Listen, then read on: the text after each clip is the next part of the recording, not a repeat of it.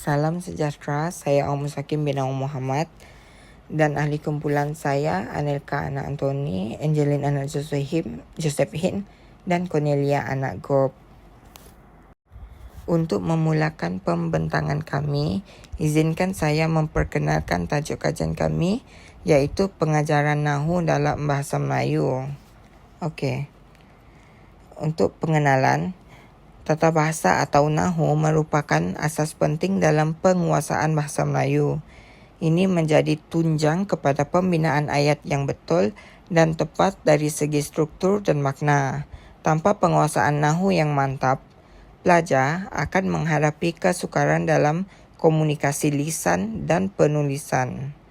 Namun, cabaran utama dalam pengajaran Nahu hari ini adalah dari segi pendekatan dan minat pelajar. Guru perlu lebih kreatif dan inovatif dalam merancang proses pengajaran dan pembelajaran PDP agar selaras dengan keperluan serta minat pelajar masa kini. Seterusnya, kita beralih kepada permasalahan kajian yang telah dikenal pasti. Pertama, pelajar kurang minat terhadap topik Nahu. Mereka menganggapnya sebagai sesuatu yang membosankan dan sukar difahami. Kedua, kebanyakan pengajaran masih berasaskan pendekatan tradisional yang terlalu berpusatkan kepada guru. Kaedah ini kurang memberi peluang kepada pelajar untuk terlibat secara aktif. Ketiga, terdapat kekurangan bahan pengajaran yang menarik dan relevan dengan konteks kehidupan pelajar. Hal ini menyebabkan pembelajaran tidak bermakna bagi mereka. Terakhir, penggunaan teknologi dalam PDP masih belum diterapkan secara optimum, walaupun potensi teknologi sangat besar dalam meningkatkan keterlibatan dan pemahaman pelajar. Seterusnya adalah batasan kajian. Setiap kajian pasti ada batasannya. Dalam kajian ini terdapat beberapa kekangan yang dihadapi. Pertama, kajian hanya menganalisis 2 video PDP daripada YouTube yang menghadkan variasi pendekatan atau strategi yang boleh dibandingkan. Kedua, tempoh video juga terhad, iaitu hanya berdurasi beberapa minit hingga kurang daripada 1 jam. Ini menghadkan skop pemerhatian yang boleh dibuat. Dan ketiga, kajian ini menggunakan metodologi kualitatif sahaja, iaitu berdasarkan pemerhatian visual terhadap rekaman video tanpa melibatkan soal CD atau temu bual untuk triangulasi data. Nama saya Angelin. Hari ini saya akan membentangkan analisis berdasarkan 2 video pengajaran bahasa Melayu yang telah saya tonton. Pertama, dari segi bahan bantu mengajar atau BBM. Dalam video pertama, guru menggunakan lagu peribahasa sebagai set induksi. Lagu ini bukan saja menarik minat perhatian murid, tetapi juga membantu mereka untuk memahami maksud peribahasa dengan lebih mudah. Selain itu, guru gunakan gambar visual dan aktiviti berkumpulan dengan jawapan bergambar. Cara ini sangat berkesan untuk murid yang suka belajar secara visual dan melalui kerjasama kumpulan. Dalam video kedua pula, guru menggunakan BBM yang lebih tradisional, tapi tetap berkesan seperti kertas mahjong, kad berwarna, dan kertas edaran. Kertas mahjong digunakan untuk menerangkan isi pelajaran, kad berwarna untuk kumpulan, dan kertas edaran sebagai latihan individu.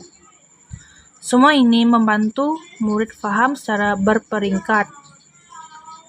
Kedua, dari segi pendekatan pengajaran pula, dalam video pertama, guru menggunakan pendekatan berpusatkan murid.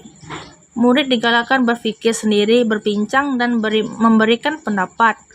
Guru tidak terus memberikan jawaban kepada pelajar, tapi membantu mereka untuk membina kefahaman melalui aktiviti dan soal jawab. Dalam video kedua pula, guru guna pendekatan yang lebih berstruktur. Murid dibimbing satu persatu dari penerangan guru ke kerja kumpulan dan akhirnya latihan kendiri. Akhir sekali, nilai tambahan dalam PDP. Video pertama menonjolkan nilai tambah melalui lagu yang menyeronokkan dan aktiviti kumpulan yang membina keyakinan diri murid. Video kedua pula menunjukkan nilai tambah dari segi perancangan aktiviti yang tersusun dan bahan mesra murid. Guru juga menunjukkan sikap yang sabar dan penyayang, menjadikan suasana bilik darjah lebih positif dan kondisif. Kedua-dua video ini menunjukkan kepelbagaian dalam penggunaan BBM dan pendekatan PDP yang sangat berkesan dalam membantu murid untuk memahami pelajaran yang lebih baik. Sepagi, saya menganalkan anak Anthony. Saya akan membentangkan tentang dapatan kajian keberkesanan PDP.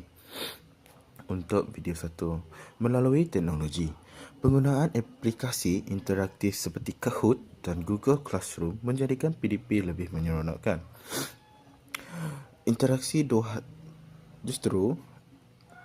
Perkara ini akan menyebabkan interaksi dua hala antara guru dan pelajar menjadi lebih mudah yang akan diwujudkan dalam suasana fizikal. Malahan, ia akan menjadi bahan bantu mengajar. Penggunaan serta gambar dan video pendidikan menjadikan pengalaman pelajar lebih bermakna.